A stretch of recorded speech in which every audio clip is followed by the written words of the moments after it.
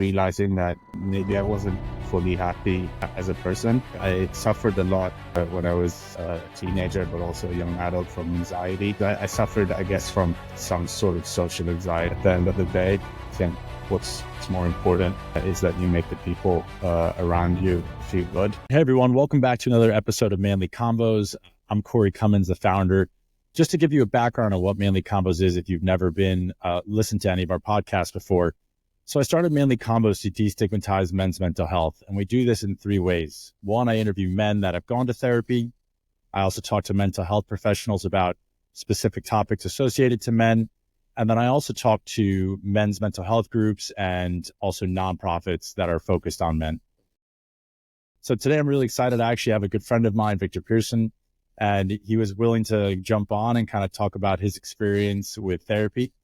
So Victor, before we jump into it, do you mind just kind of introducing yourself, who you are, where you're from, your age, all that jazz?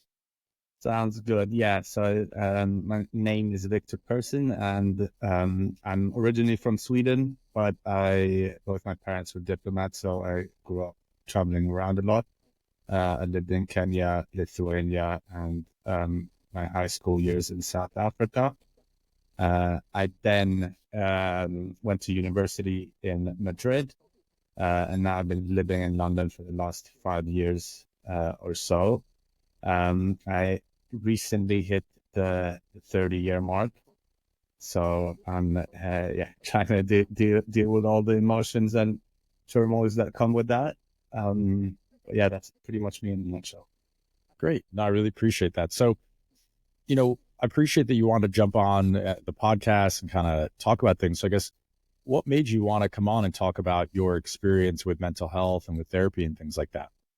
I think it aligns pretty much with your intro in terms of why you set up the podcast. I think it's a lot about normalizing the therapy process as a whole, but also the mental health process.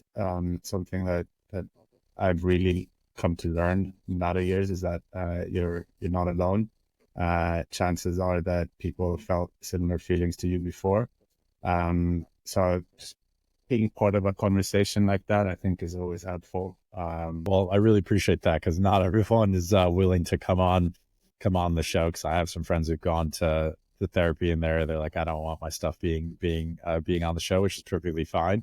So I guess if we're to kind of go back to, I guess where it started. So what was kind of your first foray into, seeking mental help or realizing maybe that you wanted to seek mental help? Like what kind of started it? Yeah, so I think I've had two bouts with going to therapy or trying to get help with mental health. The first one happened right before my 18th birthday. I basically ended up, like many people, having few bad things happen to the people around me. And as a result, it was actually my parents that suggested that the best way, or at least potentially the best way to try and deal with it would be through seeking help, whether that be through a therapist or through a guidance counselor at my school at the time. I opted to go the therapy route. It felt a bit more like you had a bit more privacy. It wasn't someone that you'd see every day. It wasn't someone that knew your peers, your friends. So I did it for, I think, roughly a year. And then I moved countries, and as a result, sort of stopped following that route. And then a couple years later, picked it up again. It was through a different format. So I did it via the time thing with Skype. But yeah, it was those two times that I used it, and it was really first one was being pushed towards it by my parents because they thought it would help, and I was happy to try it. And the second time was the fact that the first time was quite successful, so I tried to revisit that and get the help I needed. Yeah, you're quite lucky that your parents kind of suggested you to do that, and then also that the first person you had actually had a lot of impact, because not everyone, a lot of people struggle to make that step to find the right person, all those types of things. And so what I guess if we're going to talk about the first kind of experience that you did, I guess what were the things that you learned from that? Like, how did it help you go through the thing you were going through? Like you said, you had some bad things happen to people around you. I guess what was it that it really kind of helped you to kind of get through it? What did they equip you with? Yeah, I think a lot of it really came down to thought process and about not trying to just keep everything inside you, and that it actually is helpful to talk things through. I guess the first step is actually thinking them through, so speaking to yourself about them, and then being able to have, I guess, some sort of dialogue with a therapist also just leads or led to me at least being able to be more open about it, and open about my feelings when it came down to it. So yeah, it was about, I guess, ultimately about being honest with those around me and myself. I think originally the things that happened, I just kept them to what my family knew, but other than that, it was yeah, no one else around me knew. But just being able to sort of raise your hand and say, I'm going through some stuff now, was something that probably wouldn't have been able to do if it wasn't for the conversations and therapists. And so with that, I really appreciate the thought process and not keeping things inside. What type of therapy was it? Was it talk therapy or was it CBT? Like, what was it? It was the talk therapy. Okay. I guess, yeah. So it was in South Africa. So it was me and my therapist. We met once every week for a good year. There was holidays and things in between, but yeah, for 1 hour every week, we would meet and talk about everything and nothing, pretty much. But that's what it felt like to me. I'm sure that there was something behind every conversation, but yeah, that's how it worked. And so with the second time you went to therapy, I guess what was the impetus to want to go back?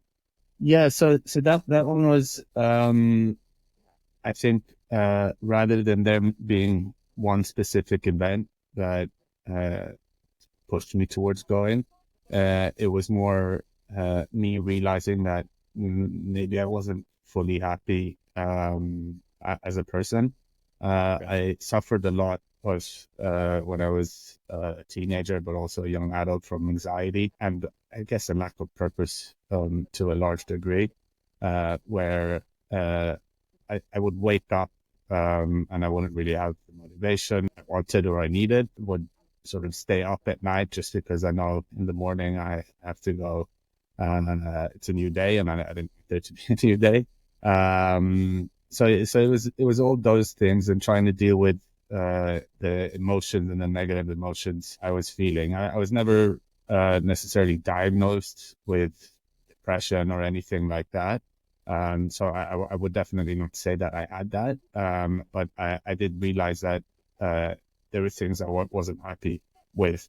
And the best way I knew how to deal with them at the time was definitely going through.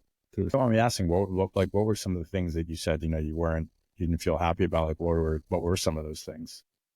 I think just and I mean I probably was quite harsh on myself. I didn't know what my career trajectory would be. I obviously was in university at the time, and most people don't know, and they probably shouldn't know what that was. I suffered, I guess, from some sort of social anxiety. I had a good amount of friends, but I just remember whenever I would go to a party or a restaurant or whatever, I would always not want to be there when, like, prior to going, but then once I was there, everything was great.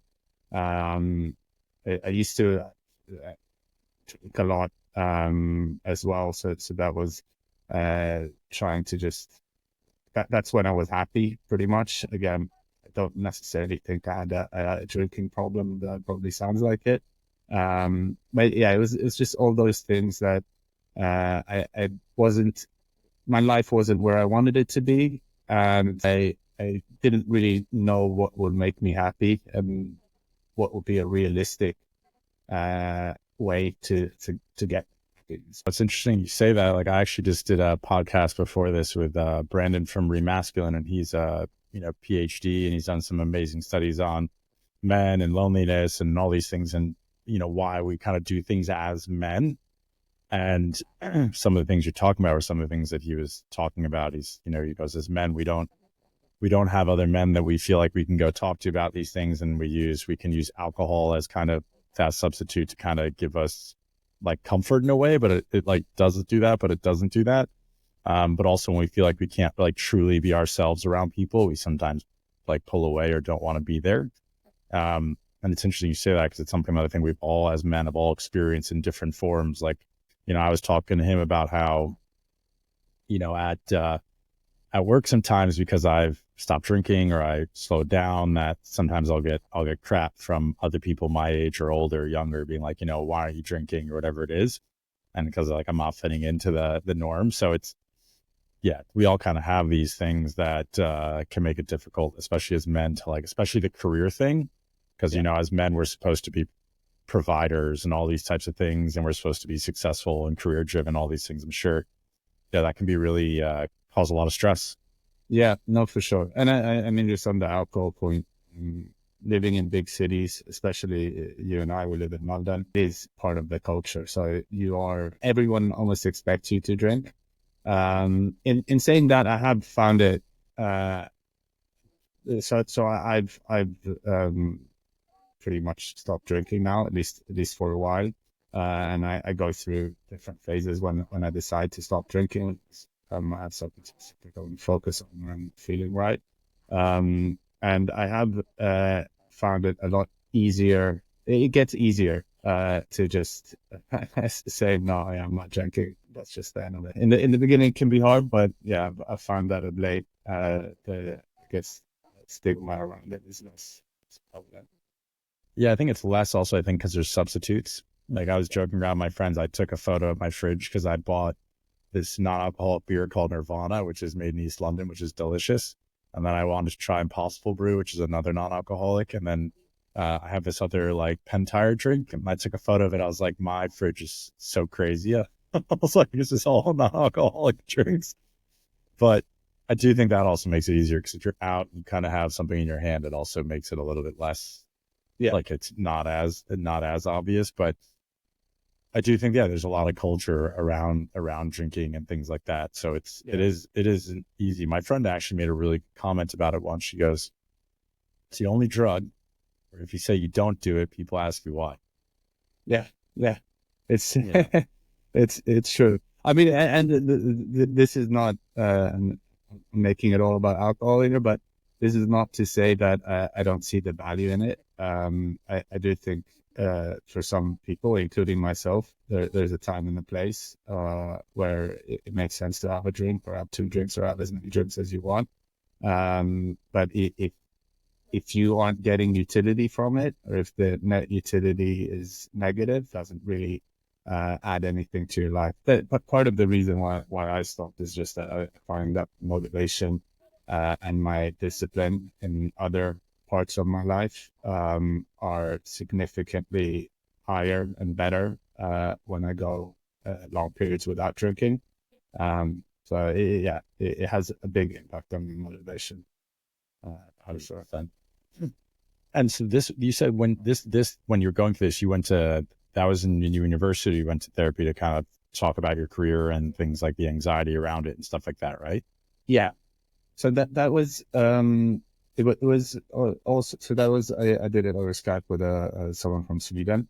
It was a bit of a different experience than my first time around. My first time around was a lot more just about having a dialogue, opening up, speaking through things. Not, I guess, it was solutions orientated, but it wasn't as easy for me to see that. But it was very helpful in that way.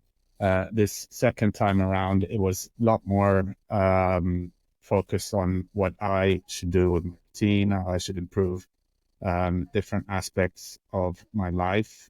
So actually giving me a bit more guidance, I guess I'd say, and how to get to a point where I actually am, it's not only satisfied, but probably more than anything that I find purpose, which is something that I've tried to really every year, every day, pretty much. I'm working on that, but I keep on getting to a better place.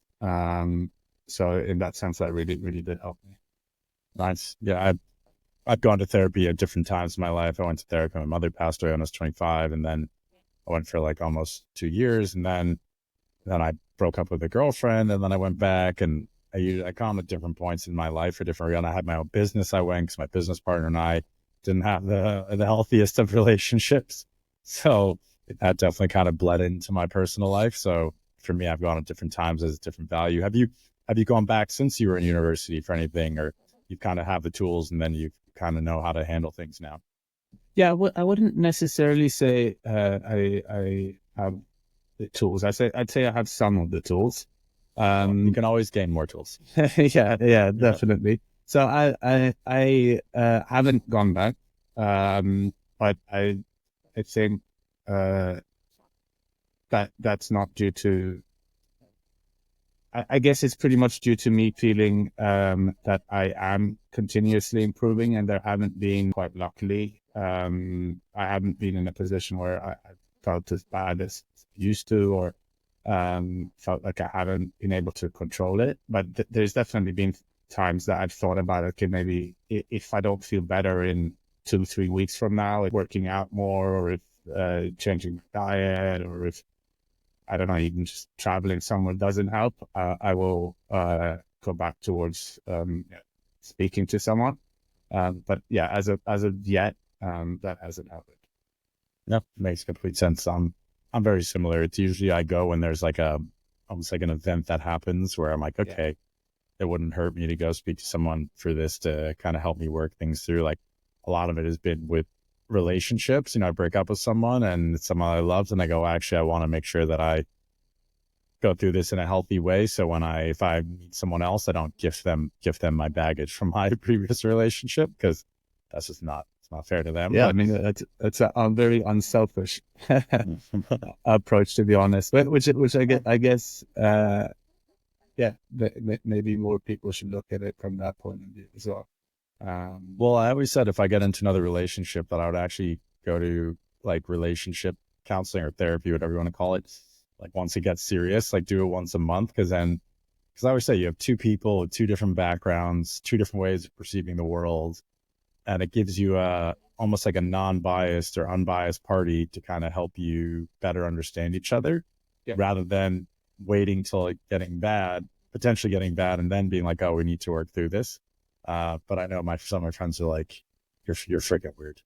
No, Like, I actually, that you say that. So I've been with my girlfriend for 5 years, and we're perfectly fine, and we're very good, and love her to bits. Hopefully, she finds me likable as well. But I think my personal opinion is that any relationship, yeah, it doesn't even have to be your partner. It can be, like you said, business partner, just like your brother, your sister, whoever it might be, even with your parents. I think there's value there. That doesn't always mean that you have time to put into that, but if you do, I definitely think it's something that um, just as positives to it. so is there, I guess, to like men that are potentially listening to this who have never, spoken to a friend or even a mental health professional, is there any kind of advice or things you would give to them because I think a lot of people have preconceived notions about trying to work through things or understand what's going on in their mind. Is there anything you would say to them from your experience and your kind of understanding and looking at these things? Yeah, I guess the first thing is that the first step is always the hardest. At least that's my experience. That you implicitly think that there's a lot of friction, and it's sort of difficult to find someone, or you just don't want to. You don't know where to start, and you might think it's a waste of time or whatever it is. I think that's wrong. I think, in all honesty, it is very easy to find someone. And in this day and age, you can just do it over a Zoom call, so you can totally schedule it around when works for you. There's a lot of qualified people out there who you can speak to. That's not to say that you should probably do a bit of research and figure out something that works for you. But there are people out there who can help you for sure. And yeah, I mean, it's similar to opening up to a friend or whoever it might be, but it has the additional benefit that you can be completely vulnerable. You can be completely candid. You know what you say stays between you and your therapist. So yeah, overall, I really think it's something that's helped me loads. I recently met at a wedding last year. I was at a wedding last year, and I met a friend of mine who was one of my closest friends in university, and he hadn't seen me for a good few years, and pretty much after the first night, he saw directly how much more at peace I was with myself, and it's something he commented on. Sometimes like I'm in my body every day, so it's hard for me to see. But something like that just really helped me, and I think I wouldn't be here in this way and be as happy with things if it wasn't for therapy. No, I completely agree with that. So a couple questions that I always like to ask everyone. So the first one is, are there any books you've read regarding mental health that helped you, that you recommend for anybody to read? So I read quite a few, in all honesty. So I most of my books, and I put them under the same category as mental health. They are self-help books. Yeah, that's fine. So whether that's helping routine or sort of just trying to fix some personality traits of yourself. The one that I most recently read is probably the one that I feel will have the biggest impact on my life going forward, and that's Atomic Habits. So that's pretty much purely a self-help book, but it's about creating routines and sticking to habits. Just me personally, the satisfaction and accomplishment I am able to feel at the end of every day, at the end of every week, at the end of every month, when I have completed these just routine tasks that are beneficial to myself is great. So that's definitely what I think I would recommend for everyone, not only people struggling with mental health, but anyone out there. That sounds like a type of book I would like. I'm a very routine based person, as you know. It goes hand in hand with Notion. but yeah, Notion, yeah, good point. But I do think actually it's interesting. Every mental health professional I've spoken to, they all say, like, you know, you can do things like create a routine for things that are healthy for you, gym and eating healthy, but also just having a routine of things that you can do to kind of drive really good habits can have a huge impact on people to kind of getting things moving in the right direction. So yeah, that's a good one. And is there any other book that's top of mind one more book you think that you'd recommend? There was the name is escaping me right now. Can I go? I'll Google it quickly. Yeah, go for it. Yeah. Okay. Yeah, I found it. So this was gifted to me right when I moved to London. There was a book.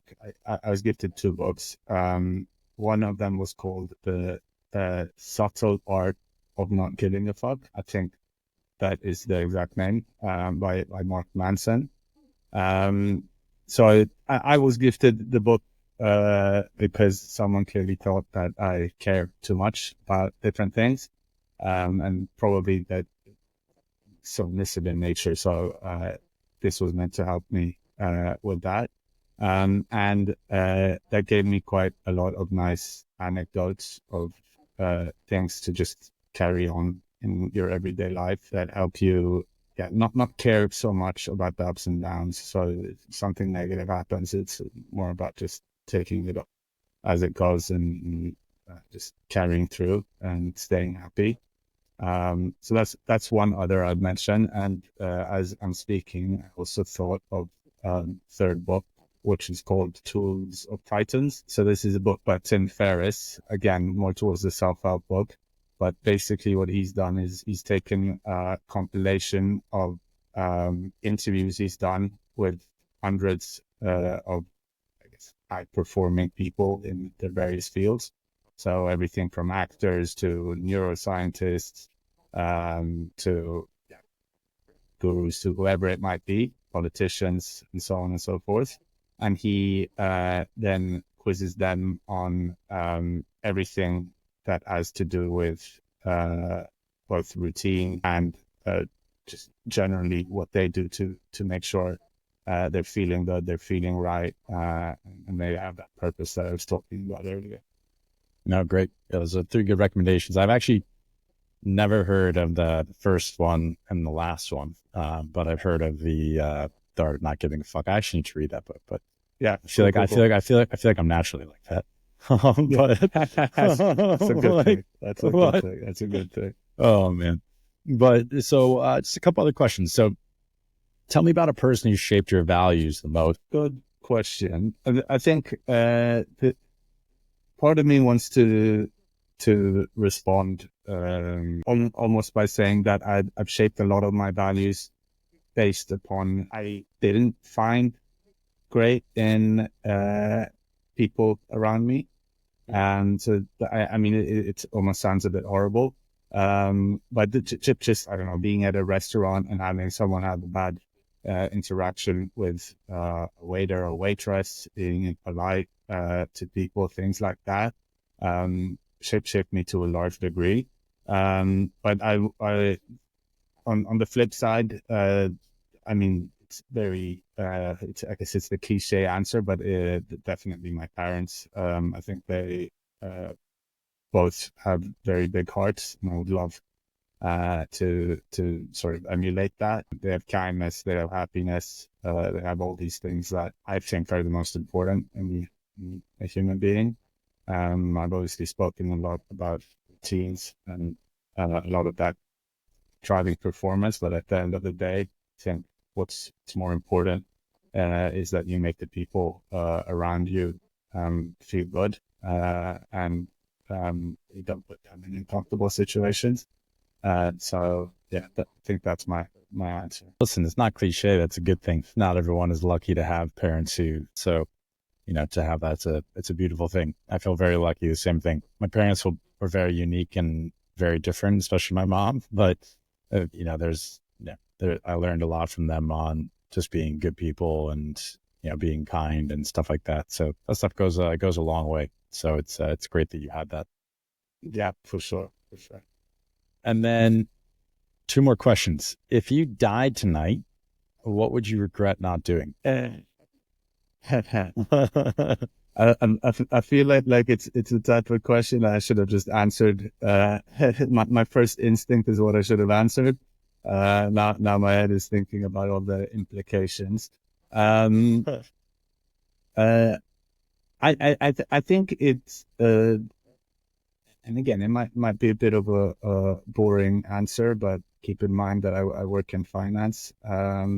So I think the easy answer is I'm going to have to reword this to be honest, but the personal answer would be to spend more time with my family, with my mother, with my sister, with my niece, with my brother, with my nephew, with my father. I spend a lot of time with my girlfriend, so I'm very happy with that.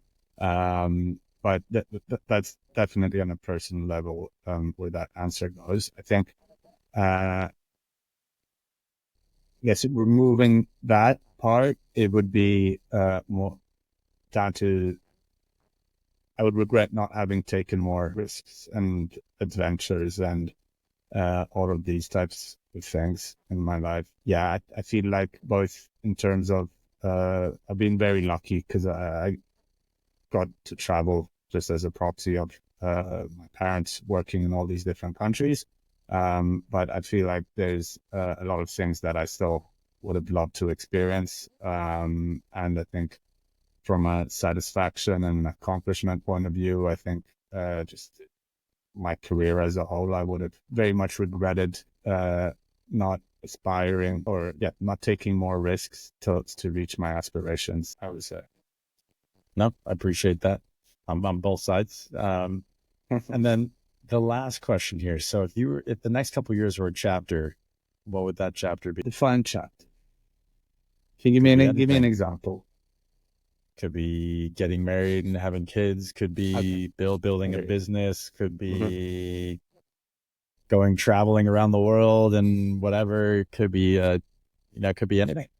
Okay, yeah, I think my chapter is probably twofold, and unfortunately, you gave me both ideas, but it's fine. It doesn't have to be just one piece.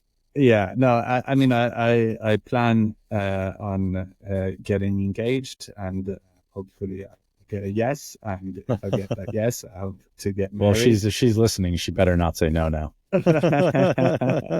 No, I have a conviction that I'll be able to trick her into saying yes, so that's good.